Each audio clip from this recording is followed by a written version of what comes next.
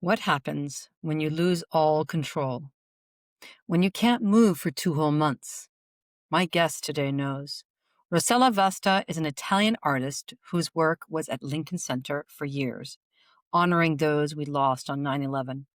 She runs a school in her dad's villa where students learn to paint the way Leonardo da Vinci did, by doing, not just studying. But here's what grabbed me. In 2009, something happened that left her paralyzed. 2 months, couldn't move at all. And she says that's when she learned the most important thing about life. She loves this old saying, men make plans and God laughs. After what she went through, she really gets it. Today, we're talking about what happens when life takes away your control, about teaching Americans to walk where St. Francis walked 800 years ago, and about finding beauty in the things we can't control.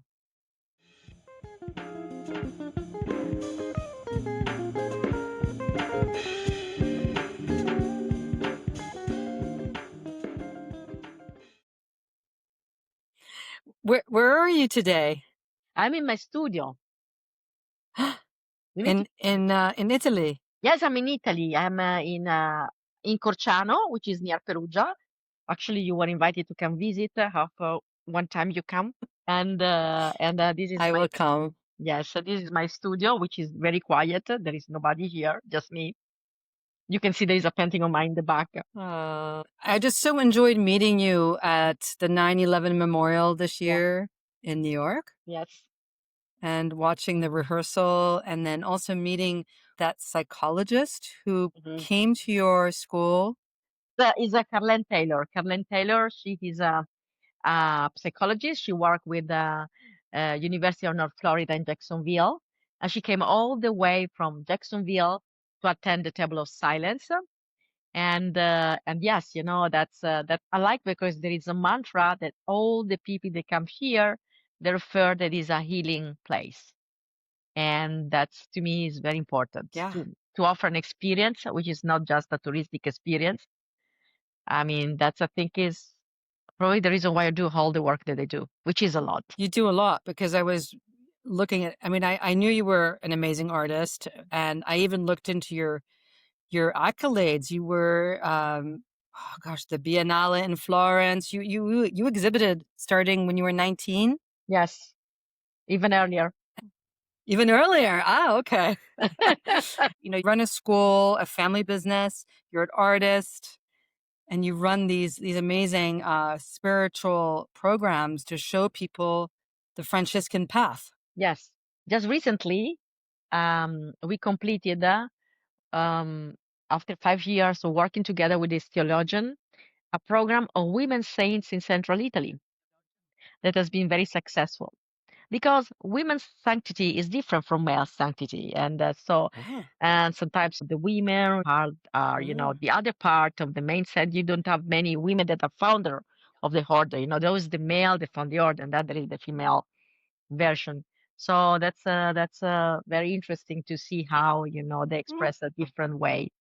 So that's very successful program, and the people left. There is this theologian called Tammy Vidrine that come from Louisiana, and she come every year. And this year usually only women, but this time there were also some women bringing their husbands with them. And so it was a very interesting experience to see how these men were resonated to that. They did beautifully. And so, yes, think, I think that artist and saint have something in common. They go through a different way. They choose a different way, It's not the way that everybody choose to have, that you respond to all the needs from outside, all the expectation come from outside. I think saint and artists, as true artists. I mean, somebody like my friends, like Nathan, that our common friend, and my New York generation friends, we're all kids of Barbara Rose. So I mean, true artists that I think they express a different way. They don't do it for success. They don't do it for money. They do it to express, something stronger. And I see that spiritual, I don't know what you want to call it. I'm calling it spiritual, Yeah. but this spiritual thread runs through Yes. all of your friends. Nathan invited me to the Lincoln Center this year to watch the rehearsal of the Table of Silence, Yeah. and it's an amazing thing you've been doing for 20, yeah, 25 years. Well, Yeah, 20, okay, 25 years, right? okay. I have to specify that the choreography of the Table of Silence 9/11. That's the choreography created by very good friend Jacqueline Buisi, who's one of greatest choreographer in the world. She has been the Martha Graham, the first dancer at Martha Graham, and she's a great choreographer. So the 9/11 ceremonial dance, so-called Table of Silence, is a project of Jacqueline Buisi. I'm not the one that designed the dance and all of that in the collaboration with us, that I've created in 2006. I call it like a capture project where there are 100 big format plates with a technique that is called mezzo ingobbio, where in each one there is an image, which is like a table with chairs, waiting people to sit at this table. Is an invitation to communion, to peace, and I've called these sculpture, these 100 sculpture plates, table of silence. The reason why I call them table of silence is because I was in Germany. Then when I had the idea of this plate, I was in Germany. I used to go to Maristadt in Germany, which is a monastery of enclosure, Cistercian, where I have my studio. And whenever I can, I go there. It's my creative retreat. And early morning, at 6, between 5 and 6, I go there and there is the communion. There are only, these 12 friar that they, you know, share the communion. But also there is this moment of the adoration. So when nobody eat from the bread, Mm. they all sit and wait the divine to come in. And that's a different kind of banquet. And so you make space for the divine to come. Of course, I'm a Christian, but the idea of the Mm. table of silence is open to all religion because the spirit is one, no matter from which story we arrive to that. I envision this the table of silence, and I have decided that this sculpture plate has to go through country where there will be a host preparing the table for me. I was working on three simple concepts, which is hospitality, silence, and the banquet. The plate represents the banquet where everybody is invited. The silence is expressed through the color white because the white, to obtain the white, no color need to raise higher than the other. So to be silent, we need to really nobody to raise the voice higher than anybody, just silence to listen, to be open to listen. Now I'm talking, you're making silence for me, you're listening to me, but it's not just a verbal, silence. It's also a mental silence when you leave the person the possibility to express totally him or herself without any prejudgment. That's why peace will only occur if we give space to the other to be entirely themselves. And so white is the silence. The banquet is the communion. The word companion, from which comes the word friend, is the one with whom you break the bread. So it's about really with the word we are breaking the same bread. Unfortunately, some have hold the bread and the other just a little bit. That's not correct. We want a peace until we can really share equally our resources. And this is not a political speech. It's about humanity. If there is somebody that suffer, it's not okay. We all suffer because we participate to the same body. In Christianity, we are one body, which is also the concept of the entanglement. We are entangled in one common field. And hospitality, that's very interesting. The topic of hospitality, Diane, that in Italian we have a word that defines both the host and the guest, which is ospite. Is the same word. Is the same word. I studied a bit languages, and I didn't find any other language where we can call with the same word the host and the guest. But it tells a lot because the real hospitality is when there is an equalizer, where everybody is aligned in the relationship, but there is not one that is up and the other that goes down. And we want a peace until we, as human, we set ourselves in front of the other as a human being, despite whatever we believe defines you. which doesn't in the end. And and the hospitality, the silence, and the banquet. So silence to allow people to express themselves, banquet for the sharing of humanity, and hospitality to me is that in the world we're all guests of each other. So, I mean, and how I envision in my project that is to happen. I resisted to the intention to do the installation of these plates, that let things to happen to these plates. Whatever country they go, there will be somebody that will install the table. And so I started in Japan. There was a Japanese architect that installed the table. Then there was a several venue. But what happened through a common friend, Giannini, who is the costumist of Pugliese Theater, she wanted so badly me to meet Jacqueline. I think she must be a bit sensitive because really she made us meet. I was coming out from a severe problem of health. We were supposed to meet in 2009, Mm. and she came to Umbria, but I was in the hospital, and I will tell you later about that. So later on, 2011, then we meet again in the summer, and then we talk, as you talk about what we're doing, and Jacqueline was really seeking to do the Pugliese theater work with the same kind of philosophy of Martha Graham, where dance is not just aesthetic, is more about an existential way to express humanity, to express important values. And I thought she was looking to do a site specific, ceremonial dance to commemorate the victim of 9/11. I want to talk about the Table of Silence. Eventually, we'll go to New York. I was thinking that maybe an artist was installing these big 100 plates, and I have so many friends, artists in New York. And then she goes like, wouldn't it great if it can be a dance? Can it be a dance? So well, that would be wonderful because for me, each one of these plates represent a human being. So she had the idea to design this beautiful choreography, which is called a Table of Silence 9/11 to commemorate the victim of 9/11. And for her, I did a smaller version of the big plates to allow the dancer to carry the plate in their tunic.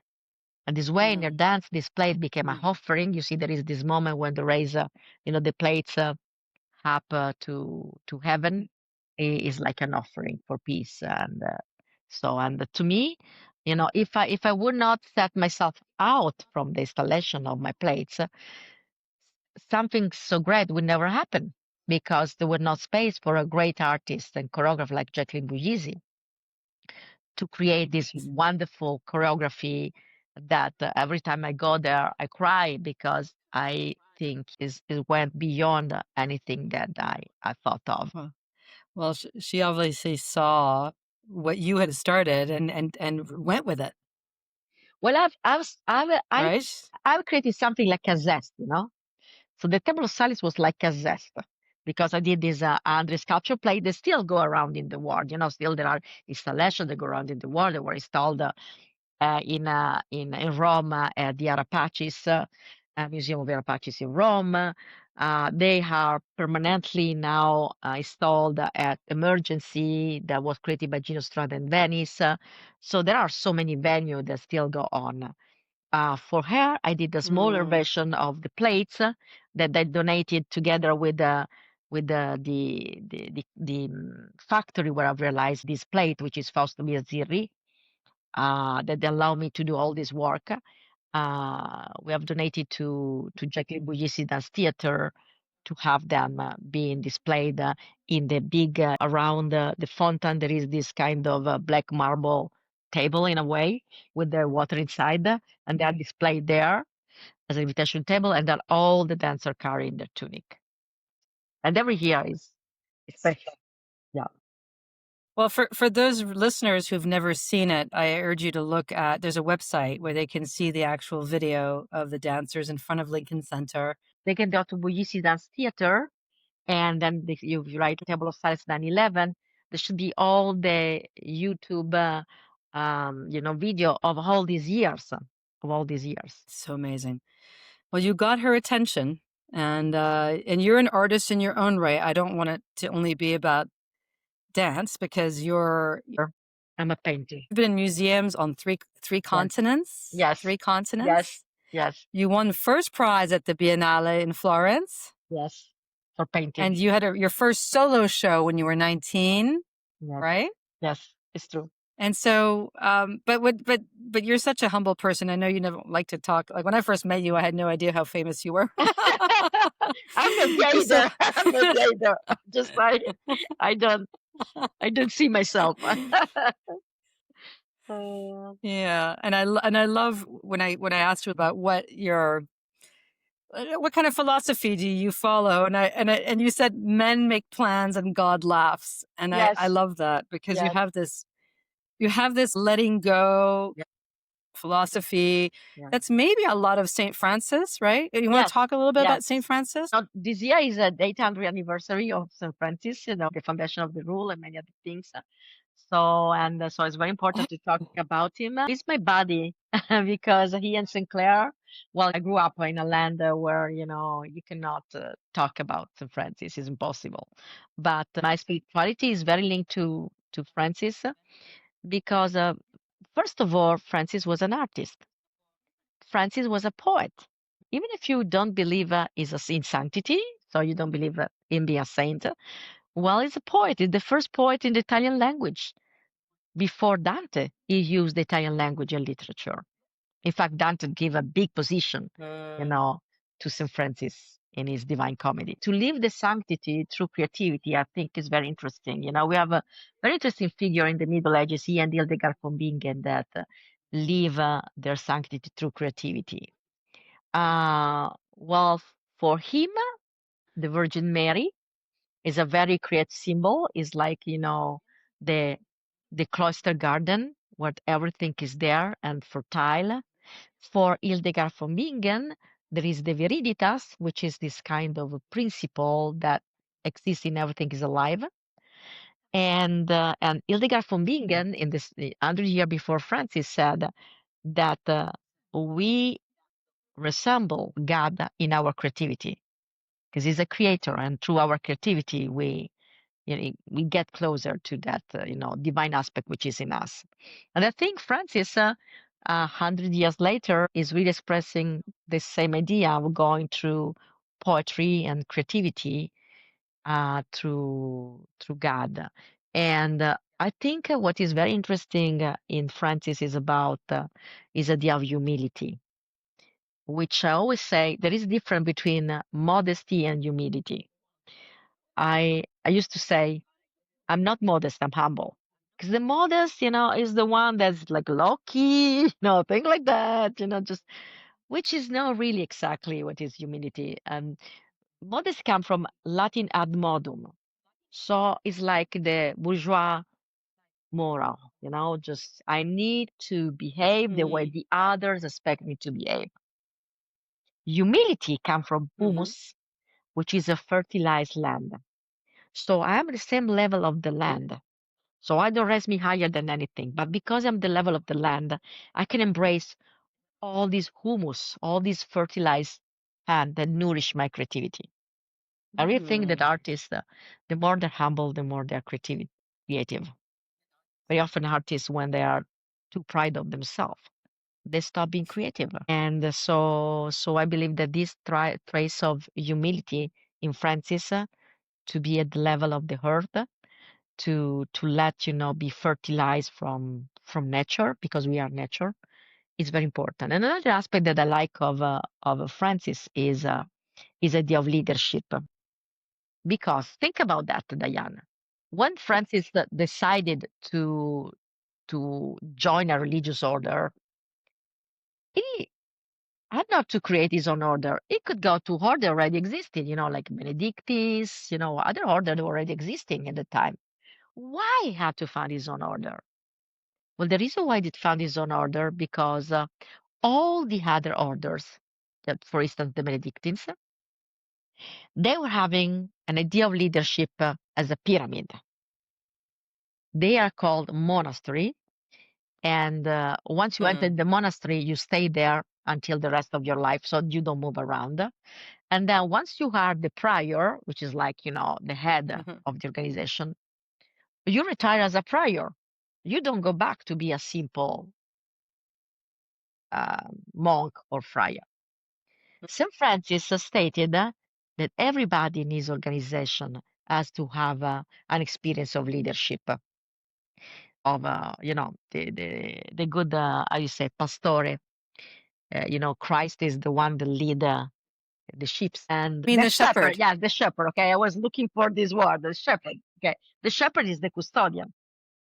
The shepherd is the one that custodire, means to take care. They take care of the shepherd, and uh, and so he is in service of the people that he guide. So a different kind of leadership is Yeah. custodians, not prior. Also, Francis stated that every one of his friar, they have to have a position of leadership, but then they have to go back to be simple friar. Is a brotherhood. So, and this idea of brotherhood is crucial in Francis because even he wrote this beautiful poem, which is the Canticle of the Creatures, which calls brother and sister everything that exists in creation. Once war, is like a pre-definition of entanglement. Quantum physics, which inspired me a lot, but so my next work are about the entanglement. Is an exhibition of drawing going around to a museum in Spain. It was exhibited at the Museum Antonio Perez in Cuenca. There are like 50 works inspired to this subject of entanglement. As like I visualize all these invisible strings that connect everything with everything. And that means that we are all one. We're all unified. That's like is a quantum field body where everything is unified. Rachel Vance said that in thanks for Thanksgiving, she will project on the big billboard a group of people that were invited to work on the idea of look up. Our friend Nathan Brookis will also be on one that will be there. It's Rossella, this is more than just any billboard. This is Times Square. This is Times Square. This is Times Square on Thanksgiving. And so it is the fact is on Times Square on Thanksgiving, I think is very important. And look up is in the idea of Rachel is about that whenever we struggle for anything, then we look up. We look to something which is higher and beyond. And for her, I Yeah. I posted this image of these huge entanglement drawings, like 3 meter, with the music of a interesting friend composer, Italian one, Fabrizio De Rossi Re. And it's about the fact that we look up, we look inside, and we look inside, we look up. We think we look up, but in the end, when we look inside, we look up because we are all in the same field. That's very interesting to think that we are part of something that is bigger than us, but is in us. We are in it. Is all entangled. And to me, this concept of entanglement and quantum physics is very inspirational and very spiritual at the same way. Oh, I love that. I always thought of entanglement as being a negative concept. You get entangled in somebody's drama, you get entangled in their lives, and and life gets complicated, Oh yeah, oh, I know. Don't tell me. Sometimes I want to be in an hermitage because speaking about the table of silence.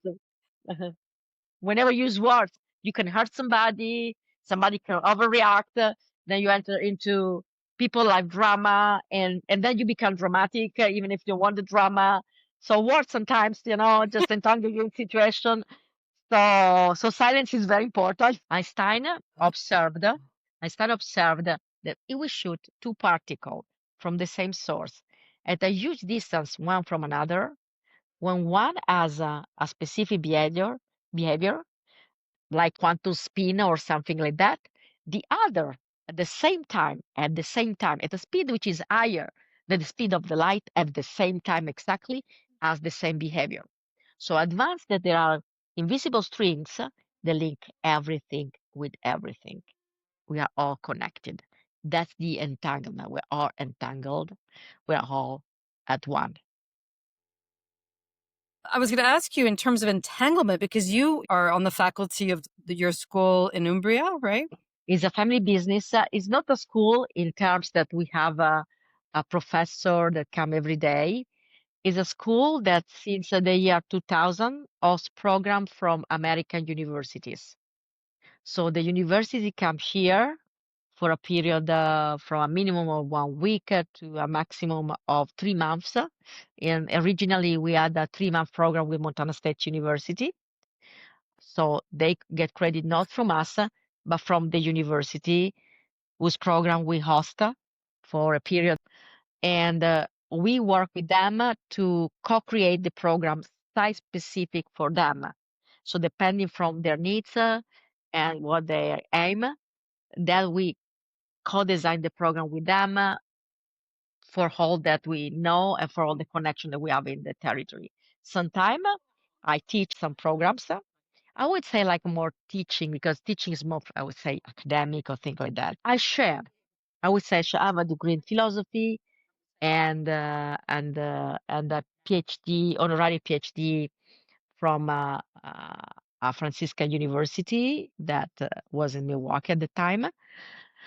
And so I share with the group the knowledge that I have and the places that I have. Just recently, I did run 2 pilgrimages, one from Milwaukee Interesting Spiritual Center, which is the Christine Center. It was founded by this nun who passed away, was a Franciscan nun. This is a spiritual center that is inspired to Franciscan value.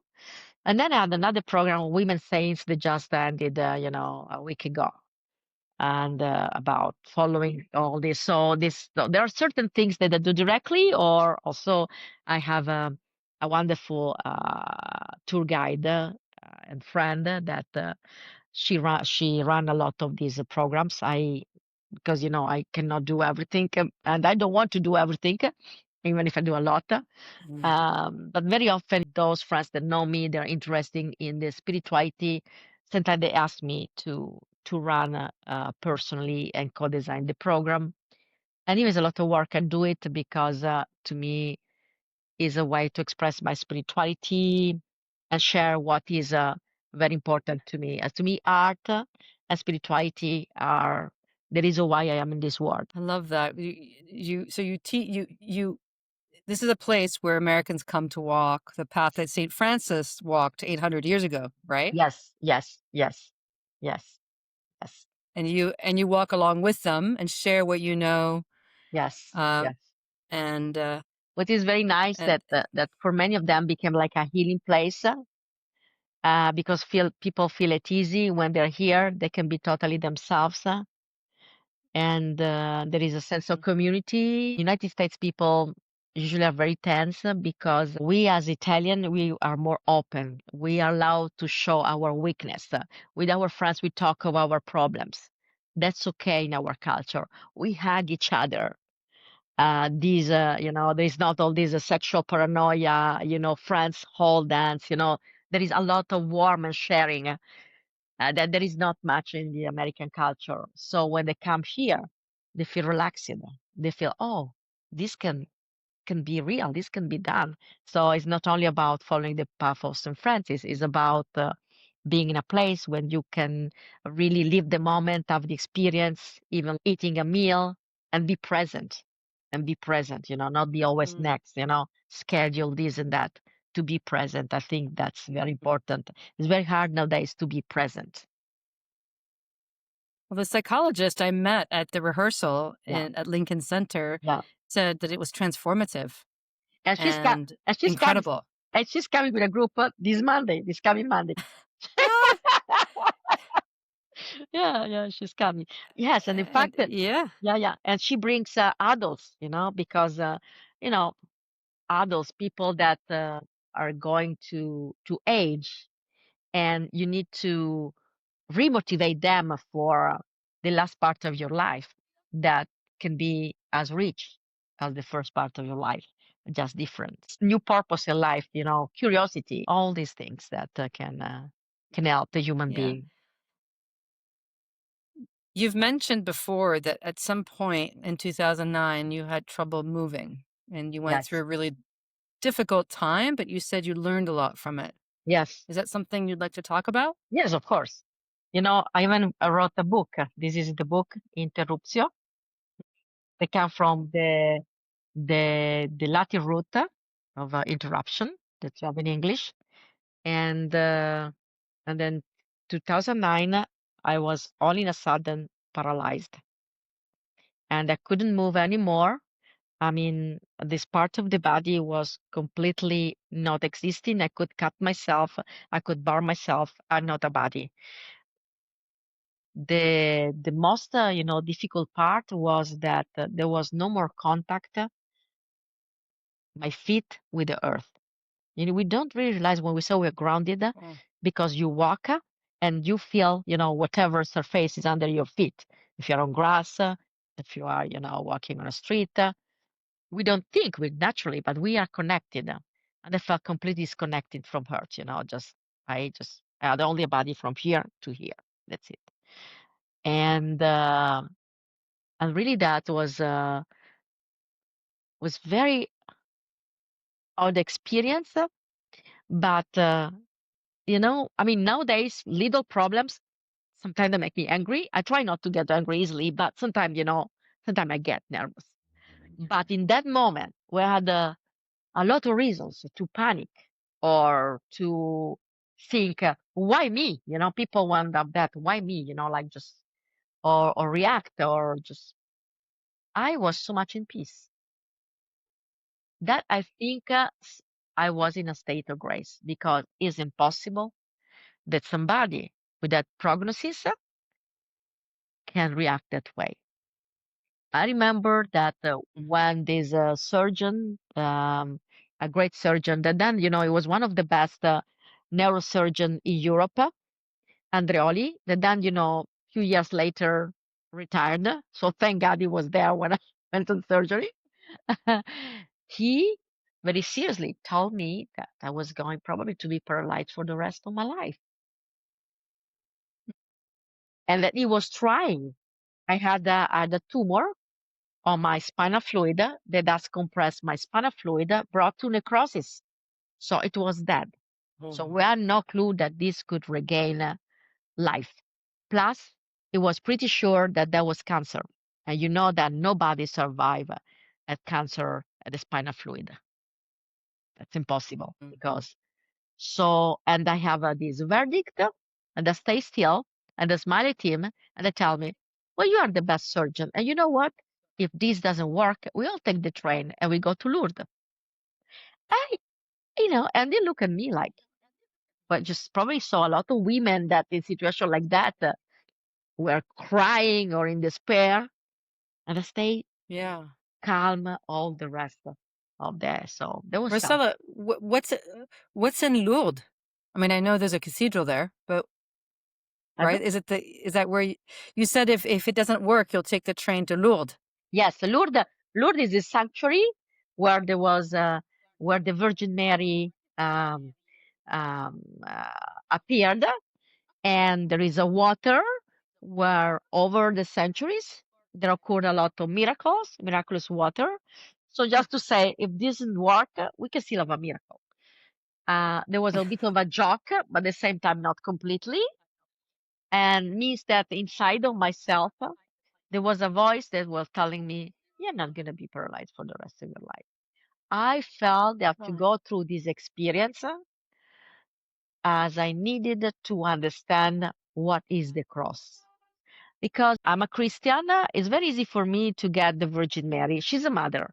We all have an experience of mother. And thank God I have experience of a good mother. And so that's easy to get that.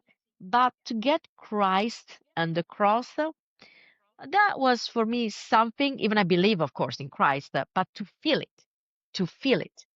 And, on Good Friday, I knew I had a tumor and had to go on surgery. And I went on surgery on the period of Easter. So I felt that I had to go through that.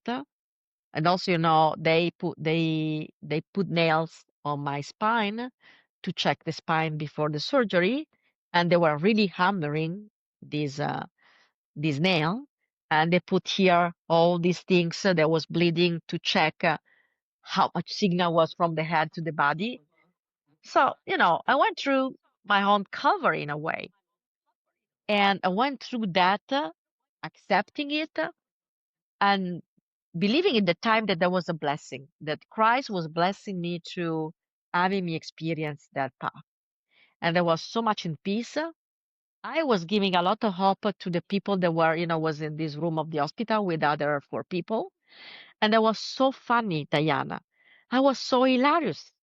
Instead of being in despair, I was a comic, people were laughing with me the whole day. Somebody was coming to visit me on the corridor. The nurses were saying, you go on the corridor. When you hear everybody laughing, there is Rossella. There was not much to laugh at that time, but that was the most hilarious period of my life. So I think I Oh was my in a God. state of grace, and it taught me to release control. That what I said, men make plan and God laugh. When, I was thinking I was in one direction, and then all in a sudden, I get paralyzed. The previous month I was in Madrid. You see that I sent you this photo of me and Barbara Rosa as a photo Mhm. portrait.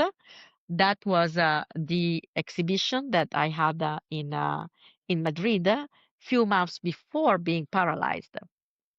And that was yes, and there was a guest from Barbara Ross that she curated my solo show in this gallery,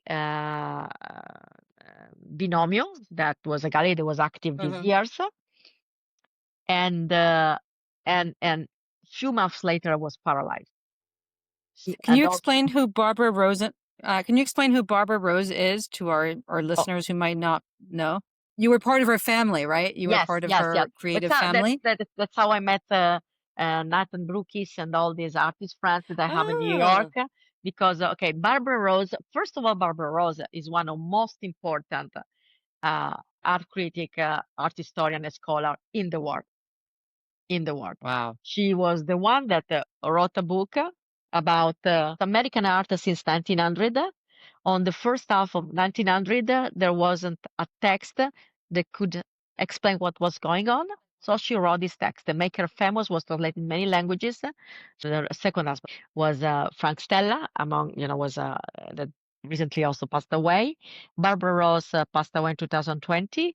So, and she taught us at American University art history, and that's when I met all these artists like Nathan Brookis, uh, Z is like he has a kind of Slovenic name. We call him Z, and Randy Stolfus and many others. And then I lived in New York. She gave me the key of her apartment in New York, and I was with Mm. all these artist friends. Then we did an exhibition all together in Perugia called New York New Generation. I put everybody on a madhouse. So you have to ask Nathan about this story. We have this story. There was an ex madhouse when there were like maybe 20, people still living there. Mad, and That sounds and fun. it was fun. And then there were studios, and they put them to sleep, to work, and then we have exhibited all together in Palazzo della Penna, that the TIA was becoming Museum of Modern and Contemporary Art. So there was a big event. I also Mm. wrote a diary about that I will publish next year, hopefully. And yes, so Barbara Ross curated that exhibition, the New York New Generation exhibition as well. So Barbarossa had a house in Todi, and then she lived here. She lived in Madrid, Wow. but she lived in New York. I mean, she's the one that conceptualized the minimal art. She gave the name of minimal art with ABC. So very, very, yeah, that's big. That's big. You people can go on Wiki, you find a lot on Barbara Rose. But for us, was a mentor, was because she Mm. had an amazing relationship with the artist that she loved. She understood the artist, and we are almost their family. Me, Nathan, Z, Randy. Then there is also Mark, Heather. There's the whole community of artists that she brought together. Also in Italy, like Bruno Cecubelli and Arturo Casanova. I mean, she really is like a mother to us. So we have a community that is always in touch, is always in touch, and she has been very important in our life. She curated this exhibition, painting after postmodernism, in 2018, 2 years before dying. So that was about Wow. the importance of painting nowadays. So. So what was the number one thing she said to you that stuck with you? Well, she the thing that really strike me that when she met me, I think was 17, okay?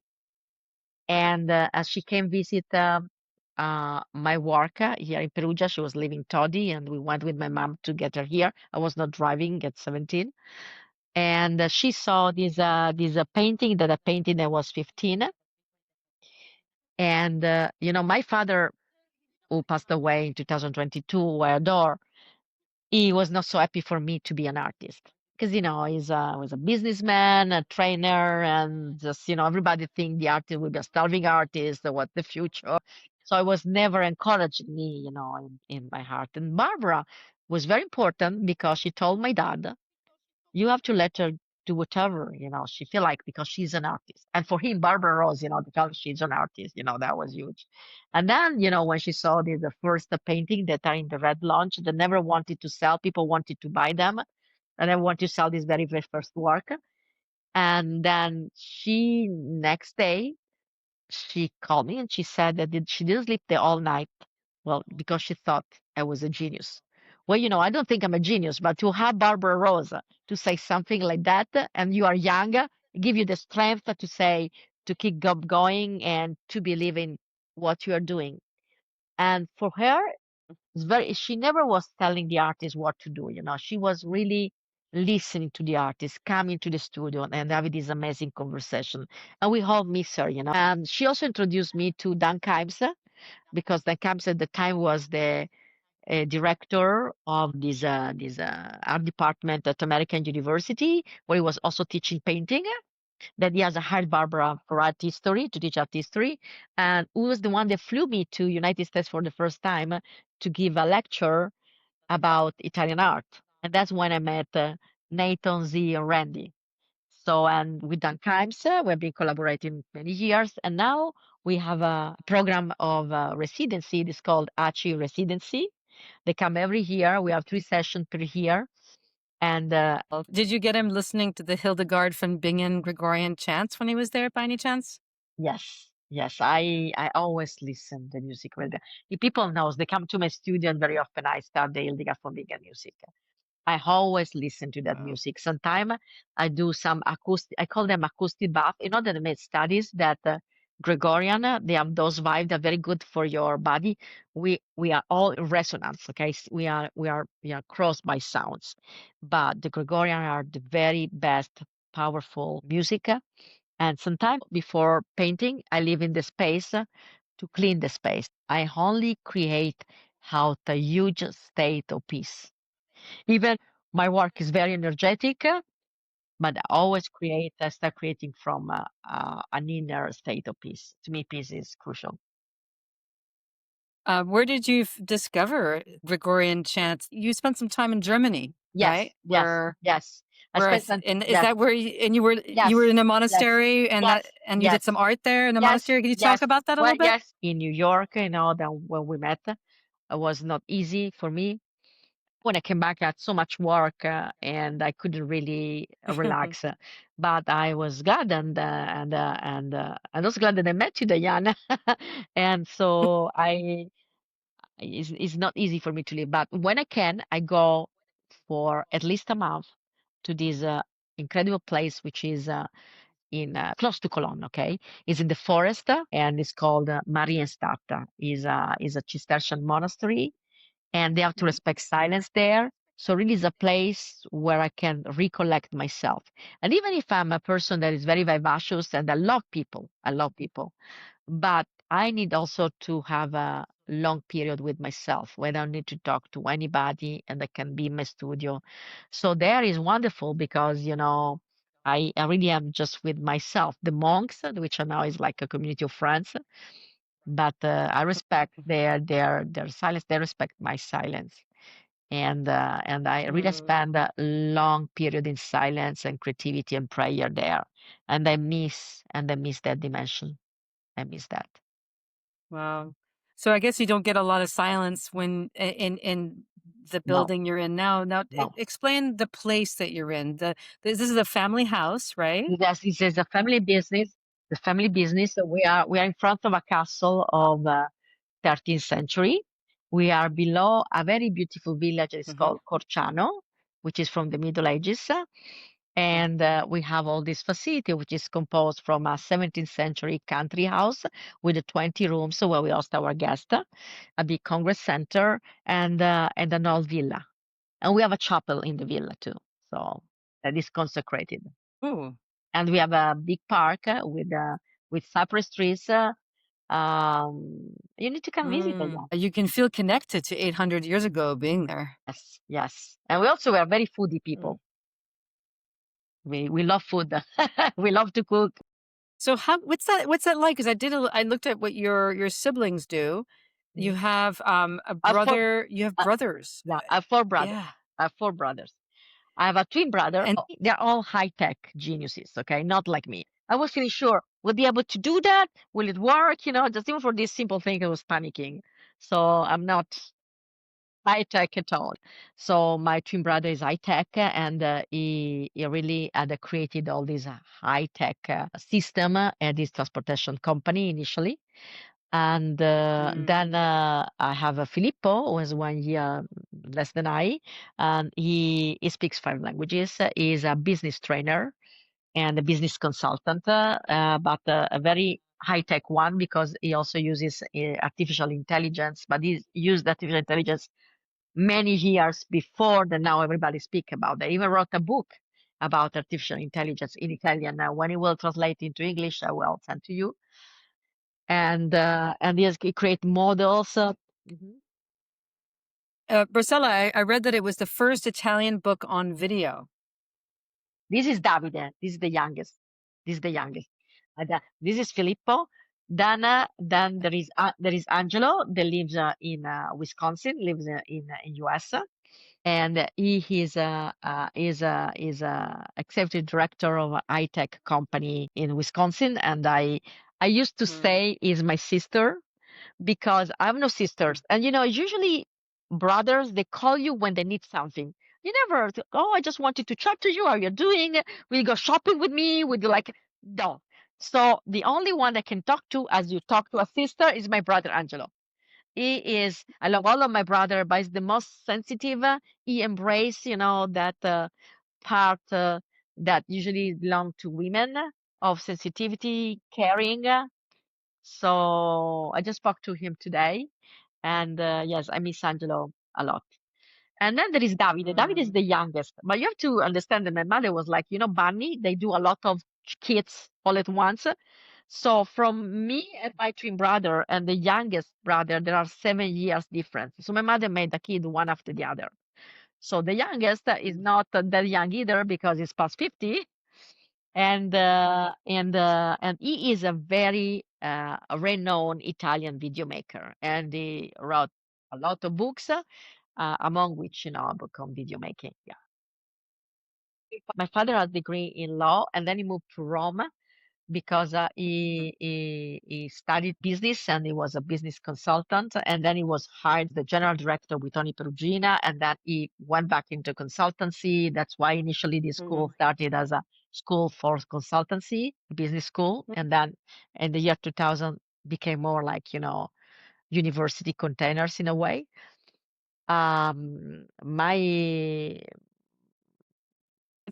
father acquired this property in 1980. So, what's a typical dish that you guys serve? Well, we have a combination of Sicilian recipes and Umbrian recipes. So you can have one day like a sfincione siciliano, which is a typical Sicilian pizza. And another day you can have a rosto misto, like, a mix of roasted kind of meat. In Umbria, very famous is pork meat, and sausages and cold cut are very special here, like, pasta alla norcina, which is a typical, pasta with sausages that we cook here in Umbria. So we can have a variety of things, yes.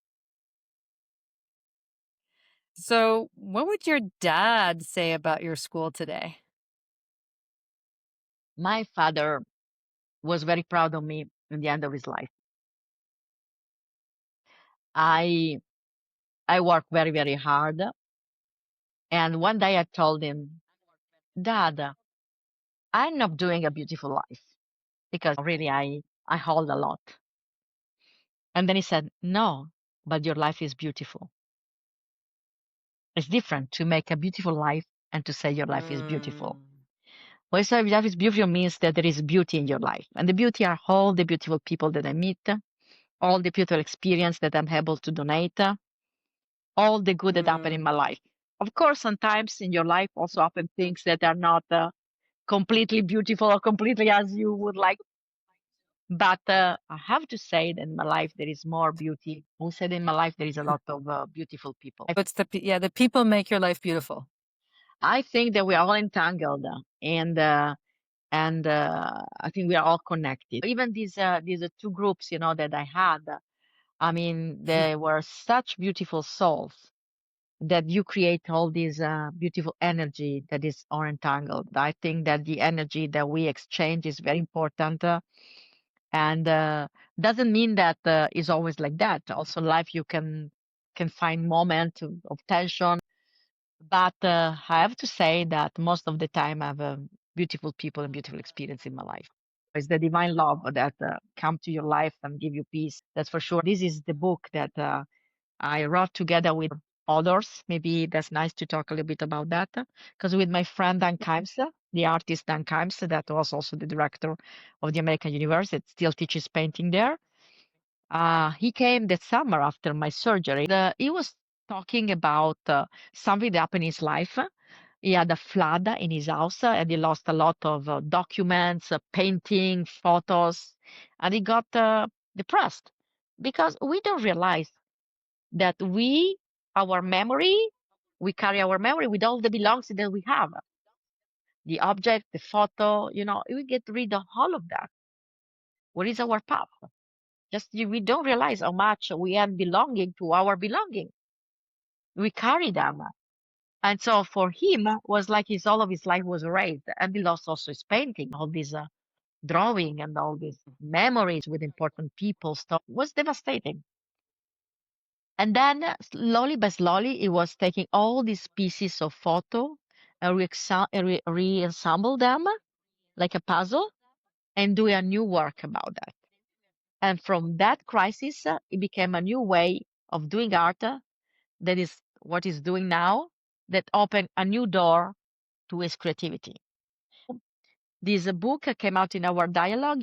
There is a phrase from Thoreau, this American philosopher, that state that every creative event that ever happened in the world has been an interruption, unexpected, not planned for. The only people that ever can reach any interesting place are those one that lost themselves. That lost themselves. So an interruption is a moment where you lose yourself. When you lose your path, is interrupted. And then, it can turn into a crisis, but also it can turn into an opportunity. And then you see things in life in a different way because of that interruption. And then we decided to accompany our group show, me and him exhibiting at the gallery of Giuliana Dorazio in Todi. She was the wife of Piero Dorazio, prominent Italian artist. She had a very important gallery in Todi. And so we had this exhibition together. And instead of having a catalog, we accompany our exhibition with a book where there are 5 stories from Americans and 5 stories from Italians Mhm. about stories of interruption or something that has to deal with that.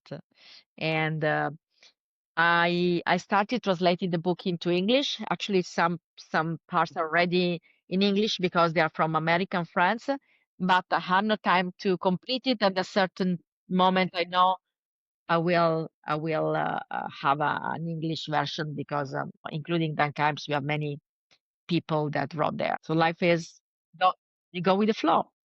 I was going to ask you one question. What do you one thing? What's one thing that Americans don't understand about Italian culture? Because when I looked at your website, you have that page about savoir vivre. Yes. Well, I believe that it's not only Americans. I think Americans are more the emblem of a contemporary life, okay? But it's something that is also in contemporary life in general, mostly in America, because American is leading our planet in a way. And Americans need to schedule everything. You need to schedule everything. Just you need to plan and schedule. And there are certain things that you need to relax, to go with the flow. There is what I said, just men make plan and God laugh. Doesn't mean that I don't make plan because to direct a school that hosts Americans, I need to be a great organizer. Okay. But let's put like that. Sometimes I make space for things to happen.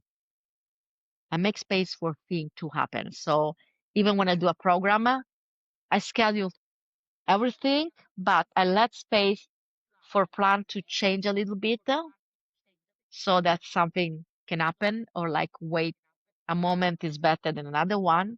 So not to be too close into that schedule and to be a bit open and to live the moment, to enjoy the company of your friend, to spend more time in a meal and sit at the table sometime even for a couple hours. This think of let things go in a way, not be too tense to scheduling everything, to be not too much controlling. Wow. I think big problem of people in lives like they are very controlling. And after my problem, my health problem, I understood that I have to release control. Doesn't mean that I don't do a lot of things, because I work very hard and I need to plan a lot of things and organize things. So I have to. But I try not to be too compressed from that, to leave the space inside of freedom and know that I cannot control life and nobody can control my life. That's the real thing. Wow. That's really hard when you're entangled. I know, you're right.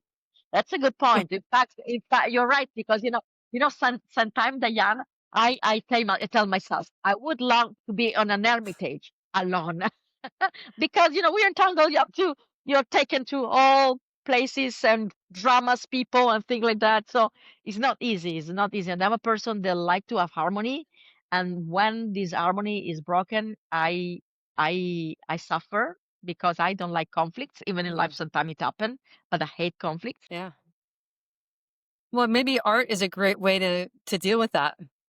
Oh yes, when I'm in my studio, I'm alone with the music Wildegar von Bingen. Nobody ever saw me painting. I cannot paint in front of anybody. So that's my place, that's my space, and that's my cathedral, my personal cathedral. So much art is chaos. They depict chaos. They depict fights. They depict the tension in society. So without that, they wouldn't be anything to paint, right? Well, I would say to me, the challenge of art is going from chaos to order, from chaos to order. Mm. Especially my series of entanglement. If you see this drawing, there are all these strings that entangle, but then you Mm. see that is harmony in a way. And we are in continual balance. So I always try to bring order into chaos and not to let chaos kill me. I was intrigued about Mary as a role in Italian culture. Yeah. There's a movie that I really like called what's the one where the woman gets a divorce and she goes to Tuscany and she buys a villa. Mm-hmm. Um, like, Under Tuscan sun. Under Tuscan sun. Yeah. Yeah. Yeah. Yeah. Yeah. and there's a scene where she's polishing the Virgin Mary. She's almost praying to the Virgin Mary. Yeah. Is that something that Italians do? Well, those ones that are Christian, they have a huge devotion to the Virgin Mary. There is a huge devotion to the Virgin Mary because the Virgin Mary, first of all, is one of the um, richest archetypes. If you only think there are 47 names that define the Virgin Mary in the litany. I mean, the litany, and the other of this prayer, the Rosary. There are 47, among which there is a name of the Virgin Mary as the door, the door to heaven. Very powerful. Plus, is the mother. And we, as Italian, we are very attached to our mother. Mother and son and daughter is very strong link in Italy. And also, she's also the woman of peace. During the Second War, the Virgin Mary was trying to protect us from the war. We need her now more than ever. You might believe or not in her being the mother of God. For sure, she was a great example uh, as a woman for all of us. there is not a great archetype than the mother. The mother is nourishing, welcoming, understanding, giving the language. We learn the language from our mother. That's the role of the mother is the most powerful role. And if we as women, we understand that we have that power in caring, that's really, I think, that's it. There, I think, lies our power in being like a mother. Well, and your mom, her name is Benedetta, right? Benedetta. My mom is Benedetta. She's the mother of 5 children. She will be 90 next year. And she doesn't look that their age. I mean, she's amazing. You meet her, she's very strong. She has a beautiful voice. She's always active. She's always thinking. She memorizes everything. I mean, she's amazing. What was her role in you becoming an artist and running this school and this Well, business and my mother, even and yeah, my mother allowed all of us as a kids to express our creativity. Not only she allowed, but she promoted it. So she was the one that mm. since I was very, very young and I was painting, she was framing my drawing because I think that for all human being, and especially the artists, they are very fragile. They need to have somebody in their life that tell them it's okay, you can do it. So at the school, whether they come to a residency or they come as a program through a Yeah, university, yeah, or if yeah. they just want to come and there's different types of art. You have the people can learn to paint like Leonardo da Vinci, right? With you? I don't teach directly. I never wanted to teach No. art, but I have a professor that can teach that. Yes, yes. Yes. And then there's sculpture. I mean, what other They can do types of well. They can art? do, when they come here for residency, they can paint, they can write, they can do sculpture, they can do all sorts of Hmm. creative things. Yes, and sometimes they come here and they want to learn how to do fresco. And I have an artist friend that does fresco as we were doing in the past, following Bellini recipes. So they can do that. They can learn that. It's Yes. amazing. Yeah. And you even have a movie studio, a film studio there? Well, you know what? And I'm seeking towards trying to attract a film program because that's perfect place. And that's my wish. Mm. That's my wish. This is a container where everything can be done. Thank you so much for your time, Rossella. It's been a pleasure. It's been a pleasure too. Ciao, cara. Talk to you soon. Ciao, Rossella. Ciao. Ciao, ciao. Before we wrap up, I'd like to thank Oliver Kiker for the jingle and Gwendolyn Christian for the backup support. Also, a quick reminder, these interviews are not a substitute for professional, medical, legal, or psychological advice. Always consult with a qualified professional for any major decisions in your life. And thanks for joining me in exploring the connections that make us human and learning insights and strategies to help us build, heal, and nurture relationships, including and especially the one with yourself. It's been an honor to share this time with you and to bring you conversations with some of the brightest minds who deserve more recognition. Remember, life's too short to take too seriously, so don't forget to hit that subscribe button, get outside, and let's continue this journey of life together. See you next time.